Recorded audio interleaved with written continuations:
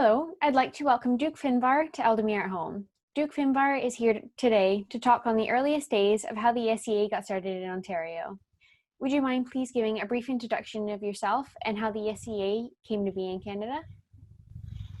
Well, I'm here today because I am a very early member of the SCA by anybody's calculations. To be older, I'd have to be somebody working from the Bay Area of California. I've actually been involved for over 50 years. Otherwise, I am a historian, a retired historian of the Middle Ages. So I've got both ways of looking at what I do in connection with the Middle Ages. Groups in Ontario formed fairly early in the SCA's history, and we were part of the Middle Kingdom, and the Middle Kingdom was the third kingdom of the SCA, and it took people got involved in the SCA in Ontario because they moved up from the States to Canada. They didn't they didn't read advertising or things of that sort. They didn't send off to to California to get cards and membership. They were people who had been in groups in East Lansing, Michigan, Purdue area, especially Chicago was the very first. And people moved up from these places in Canada and said, there's no SCA here. We ought to do something about that so we can continue having fun. And so I call this phenomenon the American invasion of Ealdormere, because they were all Americans, including me. Uh, and one of the things that's interesting is that the American invasion is kind of like invasions of Canada in other parts of Canadian history. A lot of the stuff that has taken place in Canadian history originated in the States, and people moved up for their own reasons. So you have, for example, you have the case of the Northwest Territories. Northwest Territories were given to English/German noblemen in the 1600s, and by his friend the king. Neither the king, which was Charles II, nor Prince Rupert of the Rhine, which is the person I'm talking about, neither of them had been to Canada, and neither of them ever went to Canada. Oh, really? So compare this to a couple of people in the very early SCA, an early Middle Kingdom event. One of them is a king, me. Another one's a duke. Duke Finnvarr the first king of the Middle Kingdom, and they say, out of curiosity, Duke Finnvarr asked King Finnvarr, which kingdom should Ontario, Toronto be in? You're moving up there. What do you think? Well, I thought it made more sense that it should be that the Toronto group should be part of the Middle Kingdom. That was it. Nobody else was consulted. The board of directors was not consulted. But we oozed up across the border, and we wanted to continue what we were already doing. So it all sort of started in U of T? The most important early group was the University of Toronto's group, which it became Everwick when it was big enough to actually be a working group. And part of it, two people moved up there. Both of them were going to grad school at the University of Toronto. medieval studies. And I was one of them. The other one was Gillian Duriel, who was the first Baroness of Septentria eventually. And we had the advantage of knowing people outside of Ontario. They weren't too terribly far away and could be lured up. Toronto had quite a reputation for being a cool place in the early 70s, what we're talking about. And people in East Lansing and in Detroit, where there were groups, were happy to come up and visit us. They liked us. They were friends of ours, and they liked the idea of being in a cool city, cool restaurants and cool museums, and of course a really excellent graduate program in medieval studies. Other groups popped up fairly quickly too. Ottawa, the Ottawa group, Australian thing. Mm-hmm. The Windsor Group, fairly quickly. The Windsor Group is an example of the American invasion. Mm-hmm. There they That's pretty were. close to the border. It's exactly right, and it was a big advantage to them to be close to the border, because the Detroit group, Roaring Wastes, had been grew pretty quickly. And back in those olden days when you could use the bridge to go to a different country, you could go to a different country. And we also had that group from East Lansing, which was very successful. It was one of the best groups in the kingdom. Uh, we had a lot of fighters, and they were really good. We had dancers, we had music, we had a lot of cool stuff. One year on Thanksgiving, a carload of people came up from East Lansing, and when they arrived at my house, they took me out to the car and they opened up the back of it, and there were all these cans, all the Freon cans, and basically it had really one usable helmet, mine, Yeah. or that, and then you can't do a lot with one helmet. Yeah. How did you get around that, just having one helmet? Well, we practiced a bit. Uh, we practiced, people throwing blows at somebody with Oh, the person who a does have the shield. helmet? I was generally the target, Yep. but they were as well. Uh, Mm-hmm. one important thing is the personal connections that we made with people in Toronto. One example we could say was the car that had the Freon cans in the back also had Fern de la Forêt in the back. Fern had just joined the SCA in the previous few months. And the importance of Fern is that she was one of the very first fighting women in the SCA. Oh, wow. And she, at the point of when she brought up the cans, no women were not fighting yet. Mm-hmm. But she was the kind of person who took that kind of initiative. Mm-hmm. Having an example in front of you by a real human being makes a big difference sometimes. Basically, the big issue was that the men of the SCA were not very encouraging by and large Right. for women doing this kind of stuff. The funny thing is that Callantyre, where St. Louis is located, became famous for its fighting women. Not Oh, too many years really? later, they and so it's an example of cultural back and forth. Yeah, that's fantastic. Do you remember the first Canadian that joined the Toronto group? I think you're probably talking about Graf Hugo Yes, I from believe so. Feuerklippe. Yes, he's a person that's worth mentioning because he joined really early on. He threw himself into fighting to fight, and he became an extremely good fighter.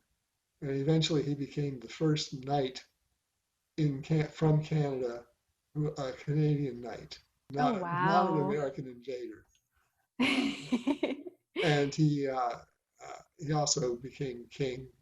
He was king once, and it was an era where we were getting a lot of homegrown Canadian members.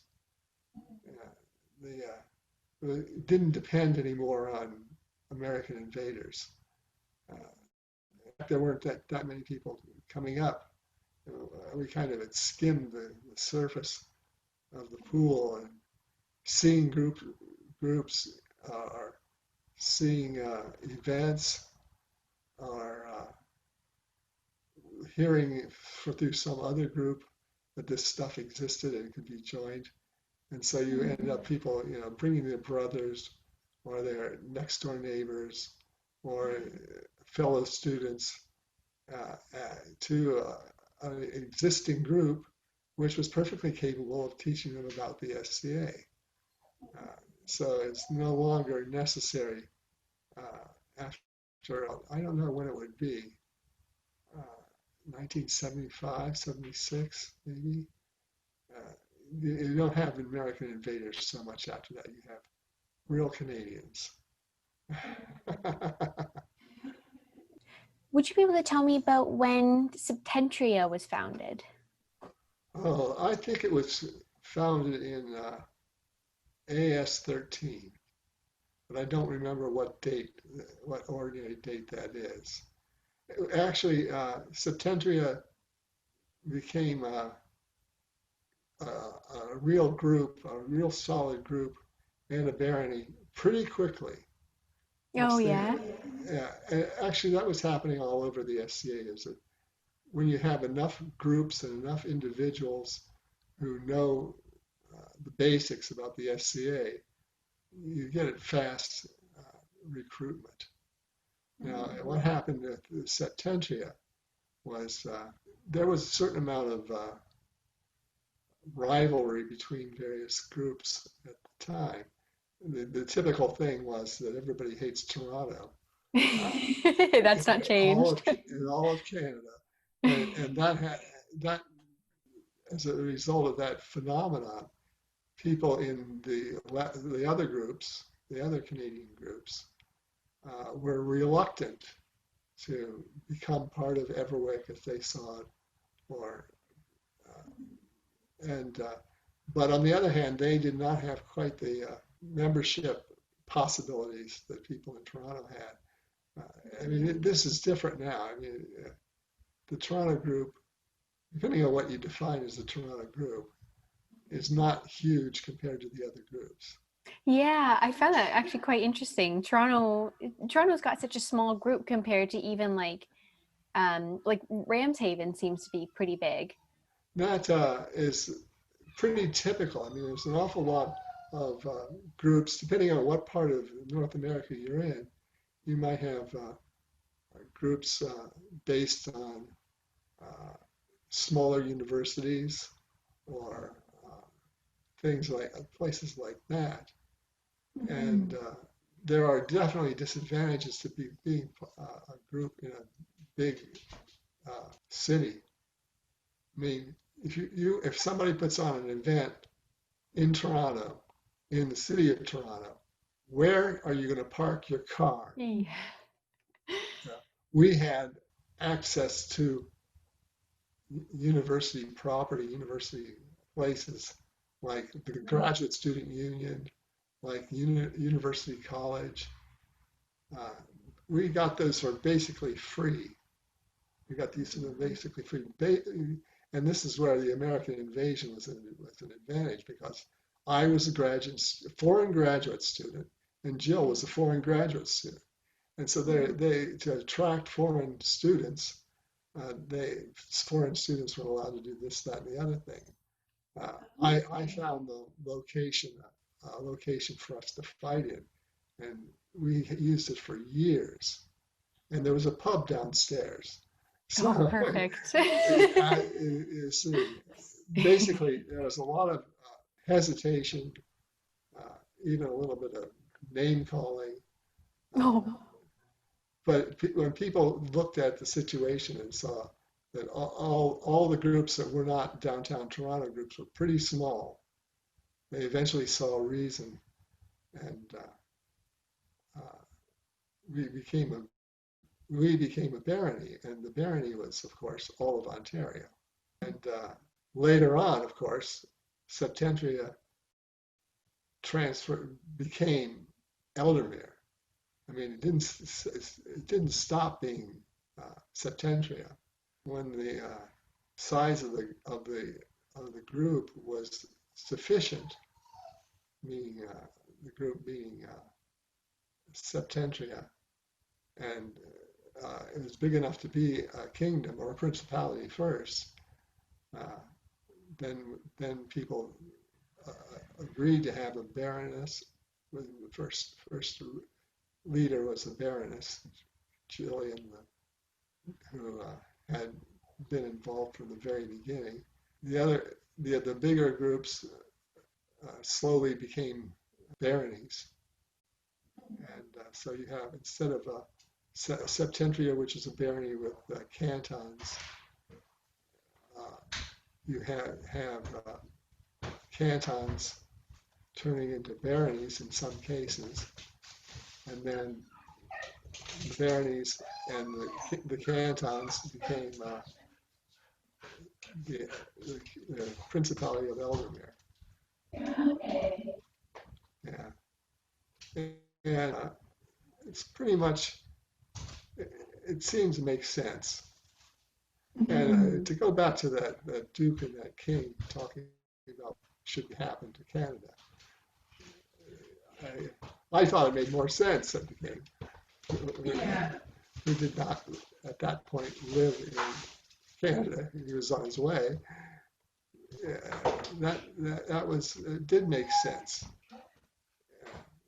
and we were able to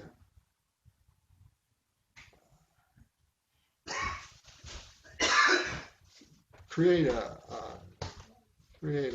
foundation for the other groups that would come along later. Yeah, and then Very you cool. have good fighters, good musicians, good dancers, but never enough of them.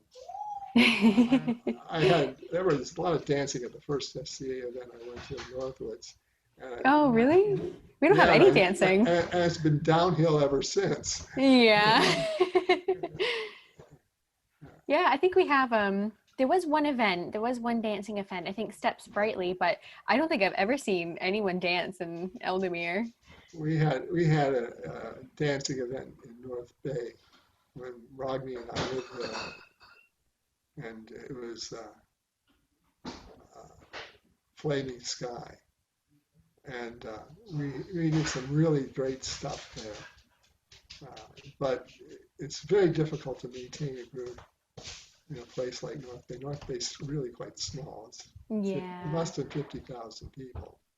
Yeah. And it's a long trip to just about anywhere. Yeah, it's very far away from everything. And people don't come back. They don't ask people from Ottawa about that. And people say they have years and years encouraging people to come up. And people say, but it's so far. It's just as far the other direction. Yeah. Ottawa has done very well as a group, nevertheless. Mm-hmm. Yeah, for sure. Ottawa's really excelled in spite of the fact that it's so far away. Yeah, I'm not sure what the economics of it is, but I think that wages and salaries in Ottawa are a little bit higher than they are in the other places in Ontario. Now, this is just a personal curiosity, but so I was curious about. I think I read on the wiki that all of your squires were left-handed. No, No. it's not at all true. but most of them, Oh. well, almost all of them are not Oh, left-handed. okay. I got my elbow injured fighting when I was king of the Middle Kingdom, and I Hmm. thought, if I whack sticks on shields for years, maybe not too many years, I might not be able to move this elbow properly. So I went over to being a left-hander, which is a bit of an advantage. Not a huge advantage, but a bit of an advantage. Yeah. And my Squires have been very loyal. I've had a lot of them, Oh, yeah. and a fair number of them have become knights, which is nice. And they're also the kind of people who do things, organize things, not just fighting and letting other people do the work. They're out there doing the work and fighting. Yeah. Did you have any particularly fond memories that really stick out in your head? Oh, there's so many. A lot of good Penzig memories. But I would say Mm. one of the things that is not necessarily very early SCA in Ontario. When my family moved up to North Bay, and I spent 25 years there teaching at the university. And we had a country place, uh, not a groomed country place, but a rough country place. But it was really nice. And when we moved into the place, we hadn't seen the very back of the property yet. At least not it hadn't stuck in our minds. But so we went up a few months after we moved there, and we looked at the back property, and we said, "Oh my God, we've got to bring people up here. They would so love it." And we did indeed uh, have 20 years of Baron's Howe event, and Oh, there's been a few Baron's Howe events since we moved away, which is yeah. 5 years ago. Thank you so much for getting together with me and telling me about the history of Ealdormere. It was fantastic to meet you.